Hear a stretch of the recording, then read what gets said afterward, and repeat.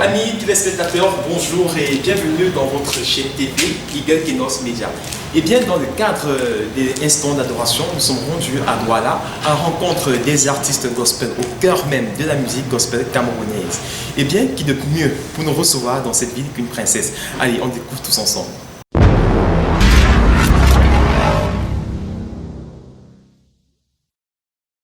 L'écouter à travers des albums, à travers Internet, offre également un plaisir délectable. Quoi de plus mieux, quoi de plus beau, mesdames et messieurs, d'écouter dans ce direct. Il s'agit bel et bien de l'artiste Princesse Boutin, juste à ma gauche. Bonjour. Comment tu vas? Très bien. Comment vas-tu aujourd'hui? Un tout petit peu. Ok, déjà merci de nous recevoir dans cette ville de Douala. C'est un plaisir d'être votre. Et bien, nos téléspectateurs sont nombreux à regarder ce direct et voudraient savoir qui est l'artiste Princesse Boutin. L'artiste Princesse Boutin, c'est une jeune camerounaise qui vit à Douala, plus précisément, et qui est, je peux dire, une artiste, chanteuse du gospel et entrepreneur aussi. Aînée d'une famille de trois filles. Quantième? Aînée. Waouh. Vous en posez quoi? Juste des filles, des garçons? Juste des filles. Trois filles. Et vous êtes bénis? Oui. Ok, super. Alors, on a bien appris, Princesse Boutin n'est pas seulement une artiste, elle est également entrepreneur et aînée d'une grande famille. Alors, on voudrait savoir, la musique. La musique, pour vous, vous avez découvert votre passion pour la musique à quel âge? Est-ce seulement une passion, comme je l'ai dit, ou un héritage mérité, il faut le dire? En fait, je vais dire les deux. Les deux. Un héritage et une passion en même temps. Elle a déjà un héritage parce que c'est depuis toute petite, à l'âge de 4 ans, que je chantais déjà devant les gens. Et je réussissais à faire les différentes voix sans l'avoir appris, donc on constate que c'est un héritage. Vous n'avez pas fait l'école de musique? Non, du tout. À 4 ans, vous êtes déjà professionnel, bon, disons entre guillemets. Déjà sur les scènes. Oui, déjà sur les scènes et je pouvais retenir des longues chansons. Et je pouvais accompagner les gens en deuxième voix, troisième voix, sans avoir appris tout naturellement comme ça. C'est pourquoi je dis déjà un héritage. Oui. Et puis un choix aussi en même temps, parce qu'en grandissant, j'ai vraiment aimé la musique. Et en famille, ça s'est passé comment? Parce que vous venez d'une famille, vous avez des soeurs, vous chantez souvent ensemble, ou vous êtes la seule qui s'est vraiment démarquée? Non, on ne chantait pas ensemble déjà parce que celle qui me suit, elle n'était pas trop fan de musique. Oui. Voilà, elle était plus école. Donc c'était moi seule, voilà. Et le papa m'encourageait. C'est parce que j'ai aussi eu un papa qui avait la vision.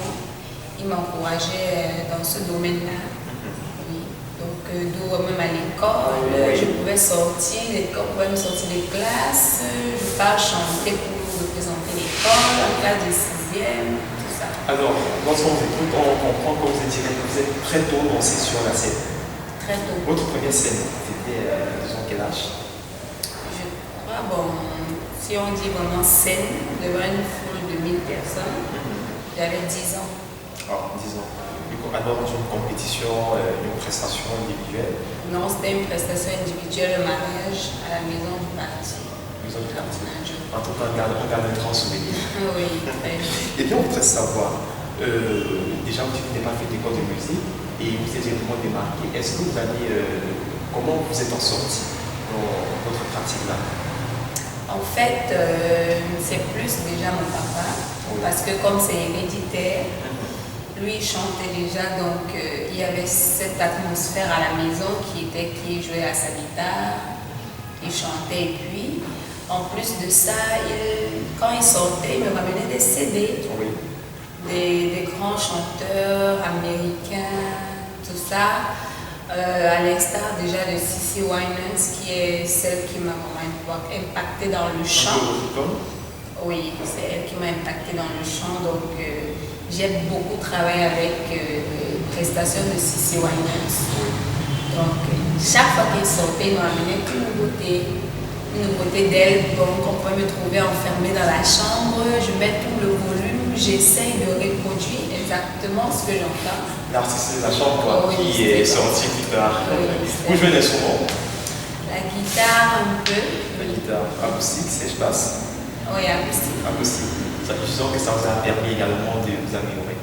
On peut dire. Bon, c'est vrai que pour un départ, c'était pas mon fort. C'est mon papa qui m'a dit un jour, il faudrait que tu joues à la guitare. J'ai dit non. Il m'a dit, tu vas jouer à la guitare. Il m'a presque forcé. Hein. Ouais. J'ai pris la guitare malgré moi. J'ai pris comme ça et puis il m'a pris quelques notes. Oui. Et en une semaine, je jouais. De toute façon, aujourd'hui, vous êtes reconnaissant. En fait. Ce qui est sûr, beaucoup reconnaissant. Et bien, lorsqu'on écoute vos chants, vos interprétations et tout, on remarque que vous avez un bon chant plutôt que des styles. Vous, je vais dire plutôt des styles longs. Vous avez des préférences pour des acapellas. Pourquoi ce choix de musique? Déjà, comme j'ai dit à Ricochet, c'est Cissy Winans qui m'a beaucoup impacté. Pour ceux qui écoutent Cissy Winans, ils connaissent un peu le style dans lequel il fait. Et en plus de ça, les chansons lentes permettent le plus souvent à l'artiste de mieux s'exprimer. De véhiculer le message. Et le message et la technique et tout ce qui va avec.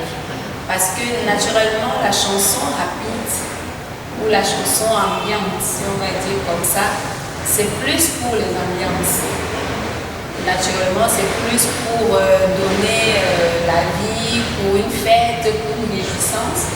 Par contre, les chansons posées, c'est pourquoi vous pouvez entendre parler de l'opéra. Vous voyez ça, c'est une catégorie de personnes qui aiment écouter ça. Et ça entre souvent dans certains milieux. Pas dans tous les milieux. Par contre, les chants ambiants, ça peut aller partout. Oui, à tout moment. Voilà, à tout moment, on peut, voilà. Par contre, les chants lents et doux, ça permet vraiment qu'on puisse comprendre, connaître le potentiel de l'artiste. Donc, vous marquez un point d'honneur sur votre art musical. Et la technique, comment ça se passe? Comment ça se passe? Comment vous y prenez? Parce que on se rappelle des gens qui est par exemple à la dédicace de votre artiste, comment ça s'appelle encore là? Émile Naposa. Merci, Émile Naposa de Chayamandi, à l'hôtel de ville. Vous avez fait une prestation en là. Alors, je voudrais savoir, quand je demande la technique, vous privilégiez plus la technique par rapport à l'inscription par exemple, ou vous mélangez carrément? Je mélange les deux. Déjà, la cappella peut venir à cause du fait qu'on ne soit pas confiant aux musiciens par rapport aux musiciens qui sont là. Peut-être vous n'avez pas eu à répéter, à travailler ensemble. Oui. Donc, vous n'êtes pas sûr qu'ils feront exactement ce que vous voulez. Donc, du coup, vous êtes obligé de faire un a cappella qui sécurise déjà la chanson. Et la chanson sort, au moins là vous êtes sûr que la chanson elle sera transmise comme il faut. Voilà, telle qu'elle quoi. Par contre, si vous prenez les musiciens, vous n'avez pas travaillé, et que pendant le chant, déjà que des chansons calmes ou des chansons de ce registre sont des chansons très sensibles. Si vous prenez dans le chant et vous n'êtes pas sûr d'avoir vraiment travaillé avec vos musiciens, facilement vous le détruirez. Et il n'aura plus le même impact. Et vous risquez même de vous perdre et de rater même la chanson en question. Et vu que le chant, moi j'aime le chant qui travaille avec l'âme. Je n'aime pas le chant juste pour montrer qu'on sait chanter. Voilà. Déjà, si vous donnez, vous pouvez avec le chant faire pleurer quelqu'un. Vous pouvez aussi avec le chant rendre quelqu'un fou. Oui, donc il ne faudrait pas donner une sonorité. C'est pourquoi vous verrez les gens qui maîtrisent la chanson, pendant qu'on sera en train de chanter, dès que vous donnez un truc qui est faux, ils sursautent. Du coup, ça a donné un son qui ne devrait pas. Voilà. Et c'est un peu comme si vous entrez quelque part, vous trouvez le désordre, naturellement vous aurez des maux de tête.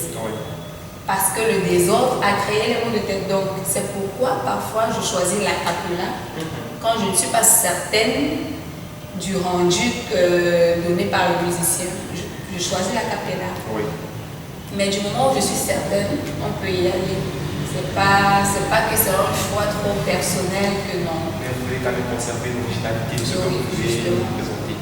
Alors, on se rappelle, c'était le 16, vous avez sorti votre nouvel album, La Soif.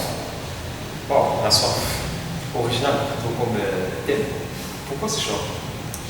Déjà, La Soif, c'est pas un nouvel album. Déjà, l'album en lui-même s'intitule Vieille Croix. Vieille Croix, voilà. Oui. Et La Soif, c'est un des titres dans l'album. Mais comme ce sont des sorties officielles YouTube, oui. Vu que je les sors une chanson après l'autre, donc je suis obligée d'annoncer chaque titre qui sort. Oui. Maintenant, le titre La Soif dans la chanson, c'est un titre porteur aussi parce qu'on pense que nous sommes à la fin des temps. Oui. Tous les signes nous montrent que l'être humain, veut ou pas, a soif d'une vie meilleure. Tout le monde a soif de quelque chose. Le corona fait en sorte que les gens ont soif de quelque chose de meilleur. Chaque année qui arrive, ils ont l'impression que 2021 sera mieux que 2020. Et puis ils ne trouvent pas, ils ont encore soif peut-être 22. Et pourtant, là, justement, tout le monde espère le meilleur. Donc on peut dire c'est pourquoi le titre La Soif. Maintenant, la soif, comme j'ai dit dans la chanson, il y a deux sortes de soif. Oui. Il y a la soif physique et il y a la soif spirituelle. Donc il y a ceux qui courent vers le physique et d'autres qui courent vers le spirituel parce qu'ils savent qu'il y a un lendemain meilleur au ciel. Il ne faudrait pas oublier que ceux qui tirent vers la soif physique, on le dit, vanité des vanités, tout est vanité. Eh bien, on le sait, derrière chaque titre, derrière chaque chanson, composition, il y a toujours une petite histoire qui nous a permis soit de se lancer dans l'écriture ou un truc du genre. Déjà, je n'écris pas. Ça, c'est ce qui caractérise Princesse Gaudin. Je n'écris pas, je suis une artiste-interprète. Et c'est un choix personnel. Oui. Parce que déjà, je suis de ceux qui pensent que tout le monde ne peut pas écrire. Oui, naturellement. Oui. Déjà, un artiste vrai doit connaître son pouvoir. Et son potentiel, et il doit reconnaître, il doit aussi apprendre, parce que ce qui nous tue, nous les artistes, c'est un problème. Pour moi, je trouve que c'est un problème d'humilité. Oui. Parce que il faut savoir que moi, je ne suis pas capable de composer un chant qui va porter. Le truc, c'est pas composer la chanson. Oui. Tu peux composer une chanson, tu la chantes, et après une semaine, elle tombe. Ça veut dire on la danse pendant une semaine. Oui. Après elle tombe.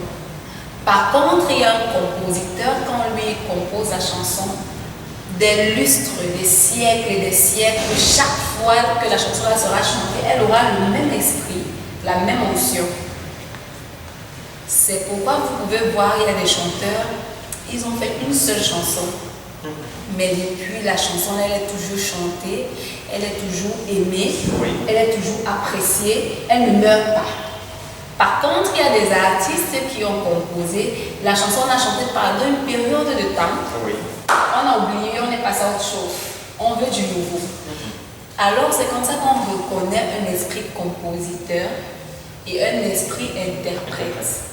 Dieu peut te donner un bon timbre vocal, une bonne voix, une bonne façon de porter le chant. Oui. Et à l'autre, il donne l'interprétation. C'est pourquoi vous voyez dans les pays occidentaux, oui. Vous allez voir des grandes stars là-bas, elles ne composent pas, on te dit, la grande star, elle chante, c'est telle maison de production qui a écrit la chanson. Parfois, tu ne connais même pas l'auteur, compositeur, c'est un truc qui se passe back, mais elle chante. C'est le chant qui interprète qui est en avant. Voilà, pourtant nous les artistes de maintenant, tout le monde veut se faire auto-compositeur. Ouais. Et c'est là où on échoue le plus souvent. On échoue vraiment avec brio. Parce que quelqu'un aussi peut savoir composer et ne pas être obligé de chanter. Donc il a une belle composition. Oui. Mais quand lui chante sa composition, ça part. Il y a un autre artiste-interprète quelque part qui a le don d'interpréter la chanson d'autrui, Oui.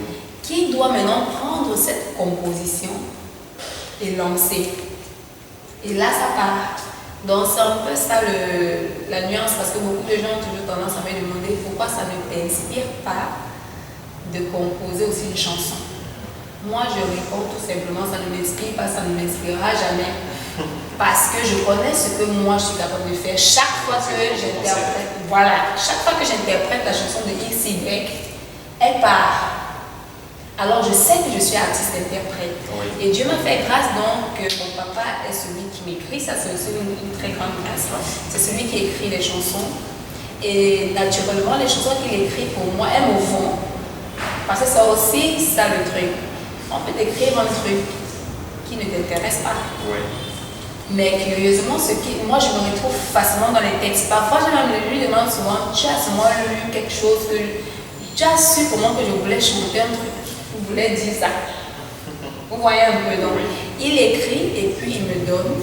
Et moi maintenant, avec ma capacité de porter le chant, je le porte. Et avant que vous ne continuiez, je vais prendre une petite anecdote. Avant, partout où j'allais, par exemple, on me disait chante, je peux chanter plein de chansons. On me dit s'il te plaît, chante Igwe. Par contre, on connaît les gens qui ont chanté Igwe. Ouais. Mais comme j'ai ce truc de porter la chanson d'autrui et de la personnaliser, ça fait en sorte que quand tu arrives, on t'appelle, on te demande chante Igwe.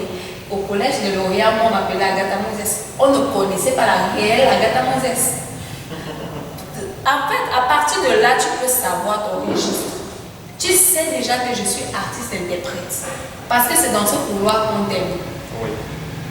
On aime que tu interprètes. Alors, quand c'est comme ça, c'est pourquoi je me retrouve. Tu vois, aujourd'hui, les gens chantent le thème central, ils sont contents, la petite fille sont contents. Beaucoup se disent même parfois que c'est Francis Gautin qui a écrit. Pourtant, j'interprète. C'est juste une interprétation. Et la petite fille, c'est quand j'avais l'âge de 10 ans. C'est la première chanson que j'ai chantée à 10 ans. Vous voyez, aujourd'hui j'étais là, c'est aujourd'hui que les gens découvrent la petite fille, ils aiment la petite fille. Pourtant, c'est une chanson qui a une évolution. La façon dont je chantais avant, c'est pas de cette façon que je la chante maintenant. C'est un peu ça avec petites anecdotes. Alors, il y en a, du moins ils sont nombreux, qui pensent que bon, c'est peut-être facile de toujours prendre une chanson, déjà en fait des écrits et de chanter. Alors, je voudrais vous poser la question, quel professionnel, je me dis qu'il doit avoir toute une discipline pour adapter, pour déjà accepter des écrits, c'est-à-dire des compositions, et parfois de poser la mélodie ou de la chanter carrément. Comment ça se passe? Vous avez un test et est-ce que vous lancez directement? Il faut quand même, je me dis, une certaine discipline pour pouvoir chanter comme vous faites. En fait, une discipline dans quel domaine exactement? Dans le domaine d'écouter la chanson qu'on te lit. De s'approprier. Vous avez par exemple parlé de Agatha, c'est plutôt un chant plutôt un style bougeant. Oui. Vous reconnaissez beaucoup plus dans les acapellas, les termes assez posés, mais vous réussissez à vous approprier dans votre chant parce que c'est, il faut insister, vous appropriez vraiment le chant, vous mettez dans le corps de la peau du compositeur. Alors comment ça se passe généralement? Est-ce qu'il y a une discipline qu'il faudra suivre ou disons c'est le don? Bon, moi je dirais tout simplement c'est le don. C'est pourquoi je te dis depuis que c'est, comment je vais dire, c'est comme ça qu'on reconnaît son registre. La façon dont je prends la chanson, il y a beaucoup d'artistes du message hors du pays qui sont connus au Cameroun parce que je suis venue, j'ai interprété la chanson. On les a découverts et les gens sont allés maintenant chercher qui chante ça. Ok? Parce que j'ai ce truc que Dieu m'a donné par grâce de pouvoir prendre et redonner. C'est pourquoi je suis interprète. Moi aussi, je connais beaucoup de mes confrères qui sont de bons interprètes mais qui forcent à composer. Maintenant, si moi j'avais un conseil à leur donner, je me dirais non, plutôt chercher quelqu'un qui vous écrira des chansons. Et vous chantez. En fait, c'est un truc naturel, hein? C'est pas un truc, on ne force pas. Un registre, on ne force pas. Par exemple, je vais prendre le cas d'une personne parce qu'elle m'est proche, donc elle, je peux la citer. Oui. Maman Hortense Colombe. Elle ne peut pas interpréter. Elle n'est pas artiste-interprète. Interprétation, ça ne peut pas. C'est-à-dire, même quand elle va prendre pour interpréter, ça ne pourra pas parce qu'elle est artiste-compositeur. Je ne sais pas si vous comprenez. C'est comme ça qu'on remarque que son registre, ce n'est pas l'interprétation. Par exemple, mon papa, le frère Bodin, il ne peut pas interpréter vraiment quelqu'un d'autre. Oui. Il ne pourra pas parce que ce n'est pas son truc. Son truc, il est auteur, compositeur, chanteur. Donc, il chante très bien sa chose. Oui. Par contre, moi, maintenant, si je viens, facilement tu sauras que je suis interprète parce que si j'arrive, je compose. Et les chants que tu vas me retrouver en train de composer, quand tu vas les écouter, première chanson, deuxième chanson, troisième, tu auras l'impression que ces chants se ressemblent. C'est-à-dire, elles ont presque les mêmes mélodies. Oui. Parce que je ne suis pas auteur, je ne suis pas quelqu'un qui doit composer, je suis interprète. Vous voyez? Oui. Parce qu'un interprète aura toujours tendance, vu que ce n'est pas son truc, son esprit n'est pas très ouvert à la composition. Il va chanter un chant. La, la, la, la. Demain, il va chanter un autre chant. La, la, la, la. Tu vois ça? C'est toujours dans le même registre, ou du moins le même sujet. C'est ça. Par contre, le compositeur, il a la diversité.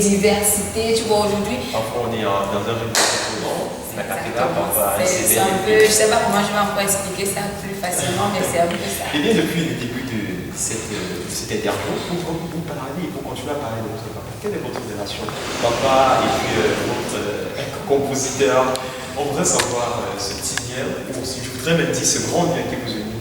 Oui, c'est qui est sûr, mon papa, il représente beaucoup pour moi. Déjà, si je suis ce que je suis aujourd'hui, c'est grâce à lui. Oui.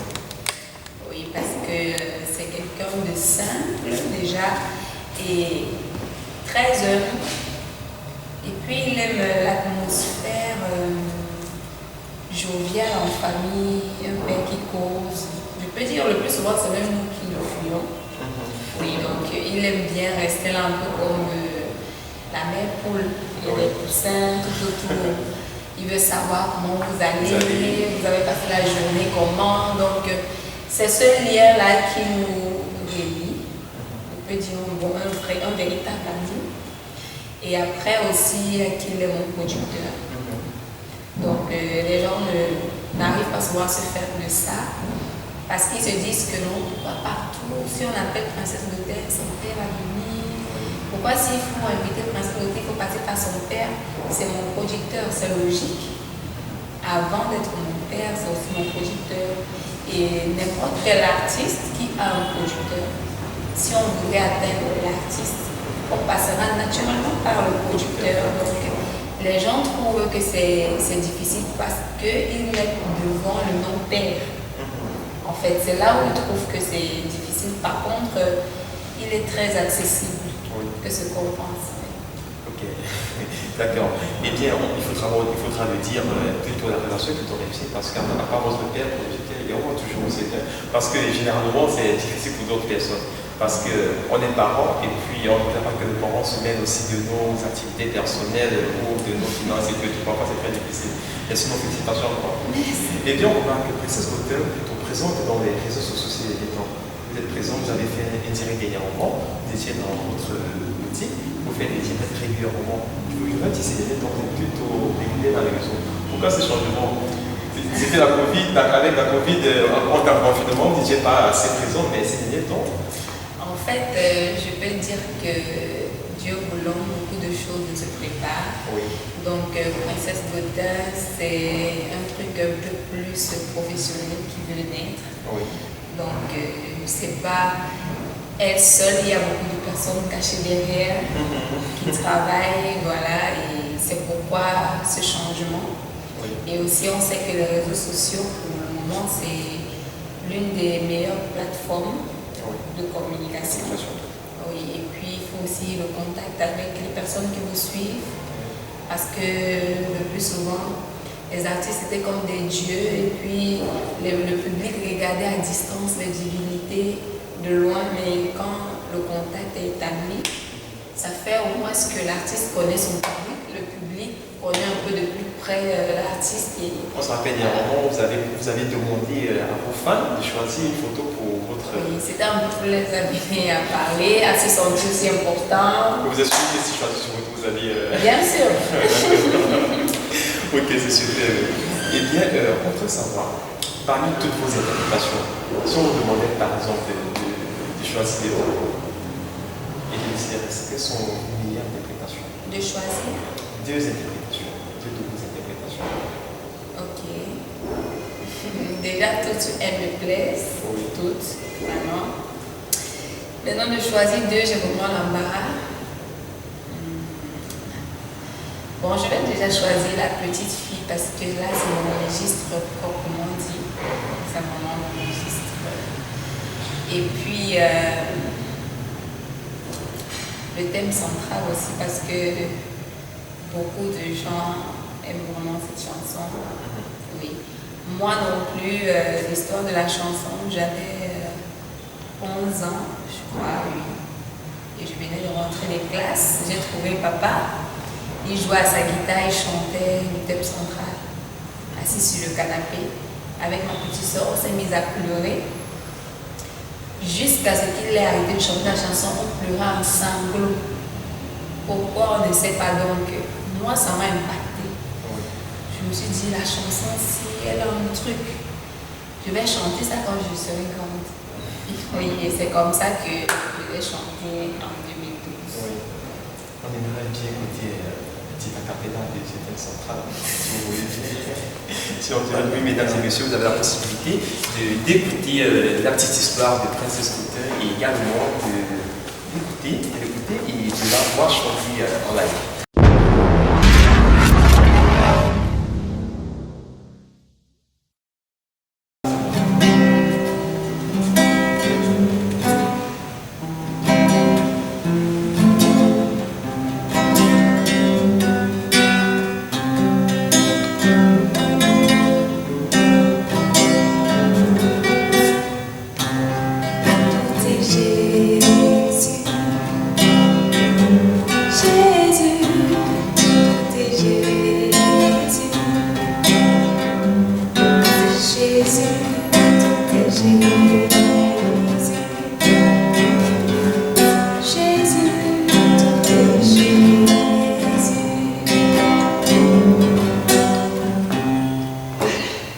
Wow, super! C'était une démonstration de tout ça. Maintenant, on voudrait écouter, moi je voudrais écouter première chanson, c'est des 10 ans. La petite fille. La petite fille. Là, en acapella, j'aime vous écouter chanter en acapella, c'est...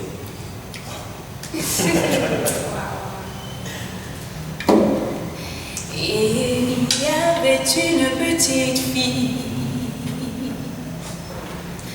qui vivait avec ses cousines. Elle était méprisée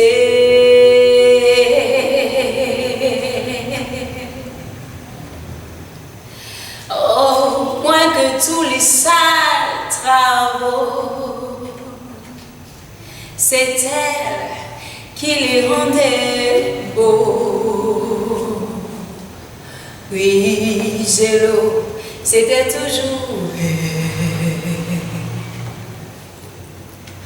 On se moquait d'elle, on riait d'elle, on l'injuriait même. On se moquait d'elle, on riait d'elle, on l'injuriait même. Mais elle va s'en aller, elle va s'en aller, elle va se marier, elle va se marier.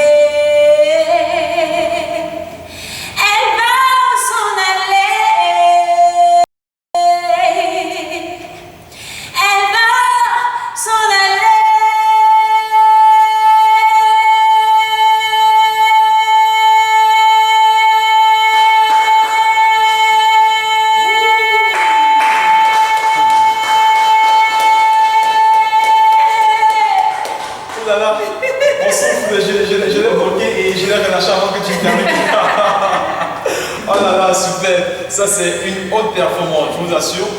Oh là, j'ai les... On la chair de poule. J'ai la chair de poule, c'était vraiment formidable. Merci. Eh bien, je ne peux pas manquer cette opportunité. Tu vas donner directement ton adresse, par exemple, ta page Facebook pour que les téléspectateurs puissent s'abonner directement et suivre la suite de ta carrière. Ok. En fait, ma page Facebook, c'est Princesse Gautin. J'ai déjà une page Facebook Princesse Gautin. Oui. Et mon compte personnel, Ange Lady. Instagram aussi, Princesse Gautin. YouTube, Princesse Gautin. Donc, je crois que c'est ça. Voilà, et je vais ajouter, vous vous abonnez tous à sa page YouTube, vous cliquez sur la cloche de notification pour ne manquer aucune des vidéos. Eh bien, on l'a dit au début de cette édition, de cette interview, Princesse Gautin n'est pas seulement artiste, elle a dit je suis entrepreneur. Oui. Alors, à part la musique, quelle autre activité? En fait, j'ai un restaurant aussi, Princesse Gautin Miam.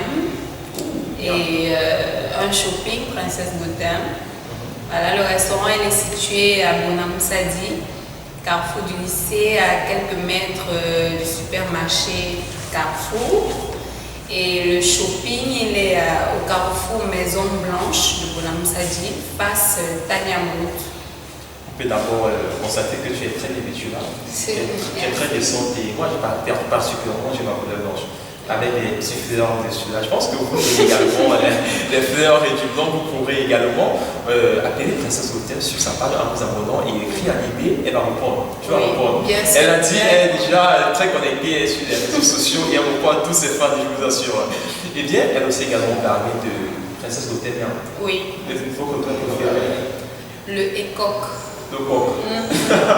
Donc ça c'est traditionnel. Oui. Moi également j'ai le coq. Oui, j'espère qu'après ce direct là tu m'amènes mon tour. En tout cas on ferait également un tour pour manger le coq avec Princesse Gautin. Le coq avec le manioc de bateau. Manioc. Le manioc. Tu dois aimer la nourriture. Oui, c'est ainsi, je suis vraiment fan. Ah bon, ok. Voilà, on tient à la fin de cette interview, de notre édition. Alors, lorsqu'on est en studio et on tombe sur notre média présentement, il y a toujours une petite anecdote qu'on a partagée pour relaxer. C'est quoi ta petite anecdote à toi? En tout cas, un jour, j'étais en studio. Oui. C'était la toute première fois, ma toute première expérience sans mon papa. Lui, il était au Nigeria. Et puis, il fallait que je lise. En fait, j'avais chanté, on avait enregistré.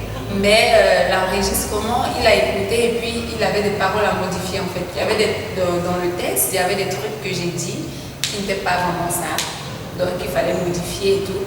Il a donc envoyé les modifications. Au moment où je vais prendre mon téléphone pour lire et chanter, avec la pression du temps, le téléphone tombe et puis l'afficheur s'en va.